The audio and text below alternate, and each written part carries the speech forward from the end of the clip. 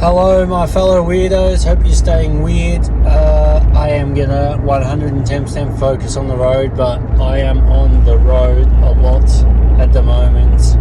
But I don't want it to stop me from sharing and putting what is in my heart from God out in the world for you. So I was kind of looking at, some podcast topics that I can share directly to, rather than researching and going over and needing other people and stuff.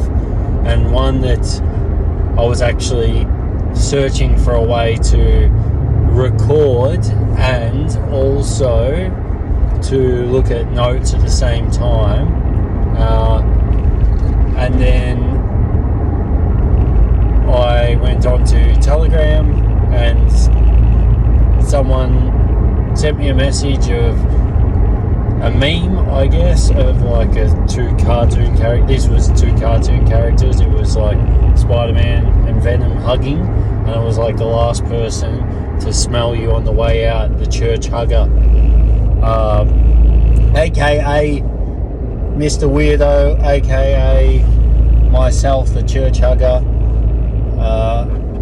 I don't really know. Actually, no, I do. I was going to say I don't really know where it came from, but I 100,000% do. Not sure if I shared this or whatever, but I will now in full detail. The reason why I am adamant on hugging, even if you're not a hugger, and just getting in your personal space, is because of something happened to me before I was saved, and then I'll explain why it's even more enhanced after I've been saved. So before I was saved, a lot of things happened, but at this particular time I was working at an F45 in Frankston. I was personal training, and in one of my breaks, or in between the session, or in between the times, or whatever it was, I actually stepped out to get something to eat, and as I was walking through the food court, I bumped into someone. No, I didn't bump into someone. So someone was walking past. I kind of didn't know who they were, but I kind of knew. I didn't know, like, I recognized them but didn't recognize them. Awkward moment of like, do I know this person's name? Should I know this person's name? Where do I know them from? Happened a lot when I was doing personal training. Still happens a lot, but my solution is part of this. And this person was walking towards me, and I just smiled, said hello, and gave them a hug. And then asked them what they were up to, how their day was. A nothing conversation. I moved on, went and got something to eat, went about my day. Then when I got home that night or the next day, I opened up my Instagram, and I got a message. Now, this person and I weren't friends, didn't have each other's number. I couldn't even remember their name, and they Instagrammed me. I was like, oh, that's their name, whatever it was. And I opened it up, and it was this message just thanking me. And I was like, okay, kept on reading. And I was like, I just wanted to, I'm paraphrasing because I can't remember exactly. I wish I kept the message.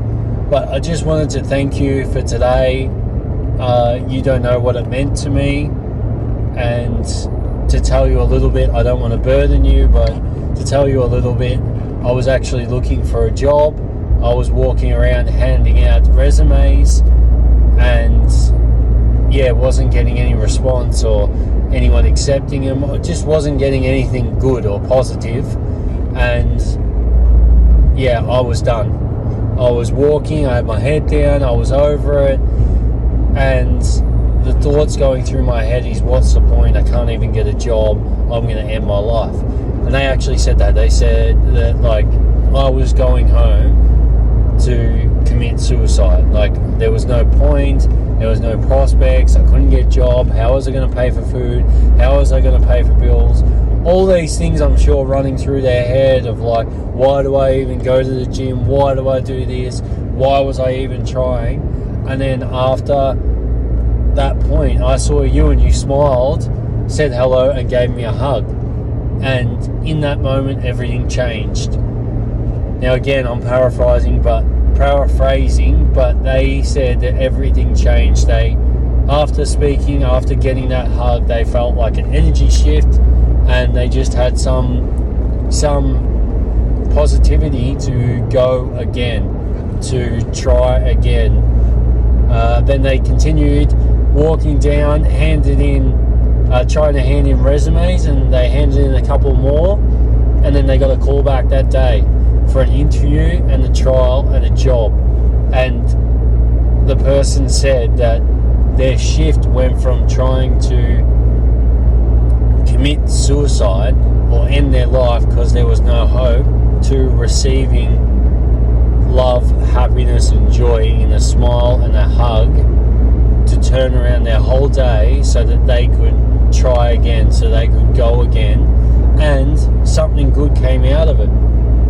Now, I'm not sure, but I would put good money on that the fact that they were changed in that moment wouldn't have affected whether they got a job or a callback.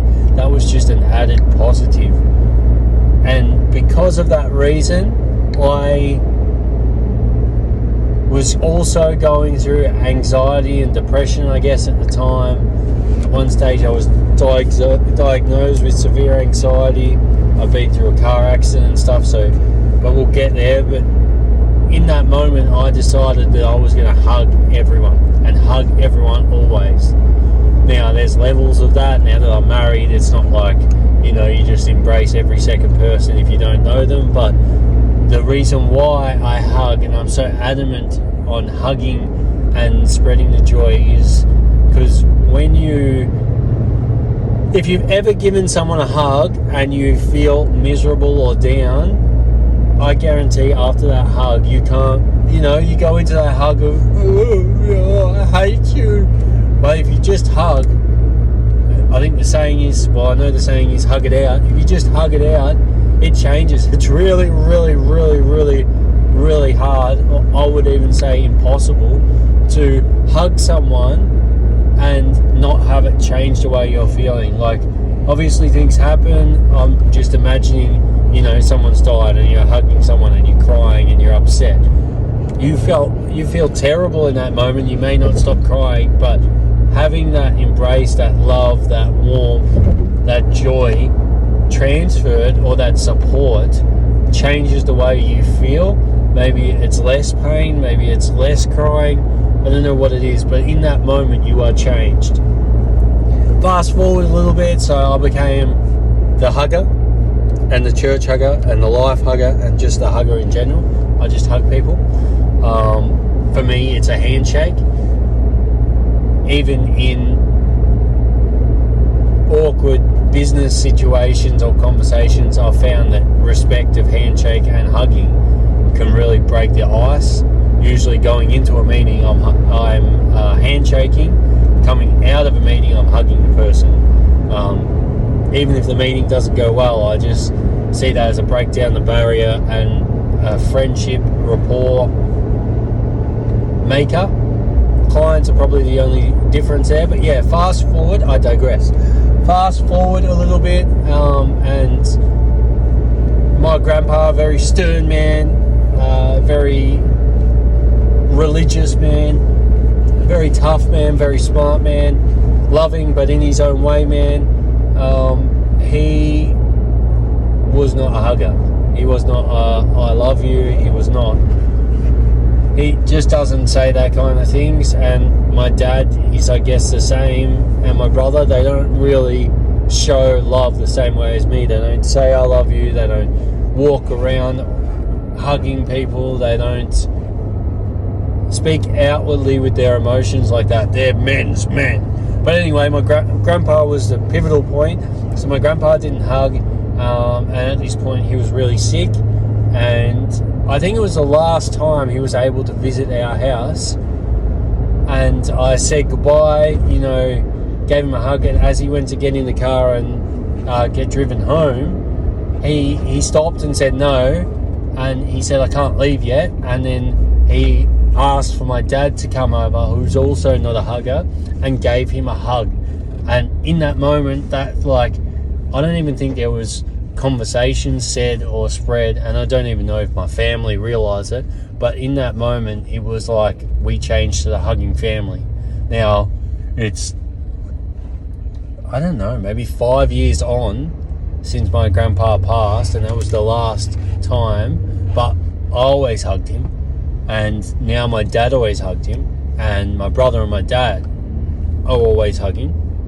And then my dad, you know, if you fast forward, yeah, it's probably been like 5 years, but he had this joke ongoing of, like, when I give him a hug, he'd always hug my wife or other people, but he wouldn't hug her. Men to men don't hug.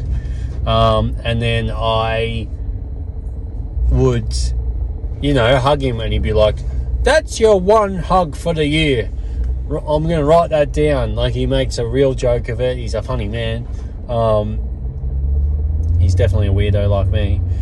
But he makes a joke of it that is the hug, the only hug I'm going to get for a very, very, very long while. That's what he did for a certain amount of time. It didn't matter if I saw him next week or I was going to see him in 3 hours. He would still say that. That would still be his joke. That would still be, you know, dad jokes. But now, you know, there isn't a moment where we don't hug. If I say hello, I hug. If I say goodbye, I hug. You know, if it's a hard conversation or, you know, it just calls for a hug, I hug. And my dad is part of it. My brother is part of it. My employees are part of it. As in, that's the way I show them that I care. When I'm talking to them, you know, a hug changes the world. A hug changes people's mentality. A hug changes what people are going through. A hug shows support. And I didn't have any real connection to God before that, but, you know, after being saved, and it's been 4 very fast years, or born again, I should say, because I've always been Catholic. But after really receiving God in my life and feeling his presence and love, I've realised that, you know, what I do now is when I meet someone, doesn't matter who it is, at church, I give them a hug and say, sorry, I'm a hugger. It takes me 3 hugs. That's 3, not that. It takes me 3 hugs to remember your name. And I don't always remember their name by the end of the 3 hugs, but I guarantee they remember mine. And also, they're aware that I'm not very good with names. So it's done this thing of, 1, giving that person love and showing them that I care and that I can remember. 2, helping me remember names, because our church is massive and there's so many people. And 3, helping people remember me and leaving an imprint on their life, leaving warmth in their life, leaving love. And it's a way to show support and love to people, which, wherever you look in the Bible, I don't know how many times love is mentioned, but if we just love others, if we love everyone, then that's all he really wants. Obviously, he wants us to follow and do all the right things, but he wants us to love one another and treat one another as you would like to be treated, my mum would always say. So the progression of it to be the church hugger, that's 110% me. If you walk around in prayer in the morning or discipleship, like, I make a point that if someone that I know and have any rapport with is over there, they know that they're going to come, either they're going to come to me and give me a hug, or I'm going to go and give them a hug. And also, the amazing thing about it is it changes my day. It changes my thought space. It changes my world. It makes my day positive. It makes my day amazing. It changes everything that's going on in my world because someone else is stepping into it and it's not about me anymore. And if it is about me, having someone in there with you, even if they know absolutely nothing, changes the space, changes the world, changes everything. That is why I am the church hugger. That is why I am the hugger. That is why, I'm sorry, but if you see me, greet me, I will be saying hello with a hug. And yes, it will take me 3+ hugs to remember your name. But if you're in that circle of huggers, which a lot of people are, you're always going to get a hug. You are always going to get a hug. And hopefully that rubs off on other people. Because a hug is a big thing in connecting people, in connecting and sharing and opening, and it softens the heart. I also learned something on Wrexham, I think it was, a Disney show with Ryan Reynolds, that, you know, he went through the psychology of men, and when you hug, you always put a hand in front of your heart. And I myself, if someone goes to shake my hand, sometimes I'll shake it. I mean, if it's a pastor or someone senior, I still want to have the respect, and I also respect people's space. If they're just not huggers, I will be cautious about it, give them the side hug. But I have come from learning that, you know, this is a block, the hand is a block, that they always put something in between them just psychologically so that their hearts in their heads don't touch. That I have, you know, which you'd know, that I would slap your hand out of your way to give you a hug. And I give good hugs. I know, I give the best hugs in the world, my grandma always said, but I give you an embrace. Like, this is a hug just for you. Also, I'm pretty good at cracking people's back. If you ever need a back crack, come at me. I'm not a chiropractor, but I can create some air between your joints. But yeah, that is why I am the church hugger. That is why I hug, and that's why you should hug. That's why we should all hug. We should all care. We should all spread the love.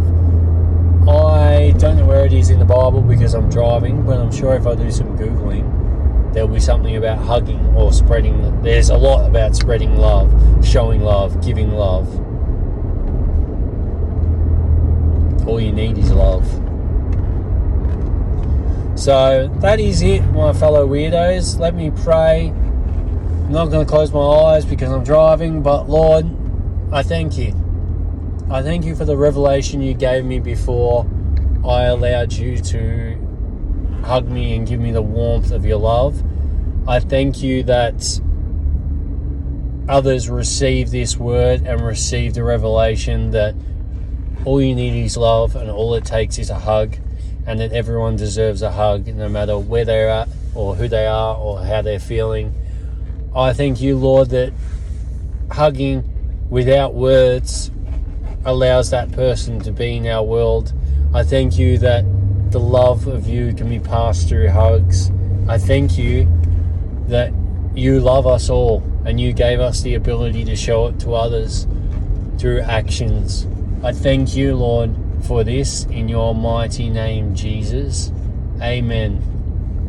Thank you for listening, watching. Stay weird. Keep being your truly individual self. Stay weird, be weird. And if you're not weird, get weird. See you on the next one, fellow weirdos. Love you all. God bless you all. Bye.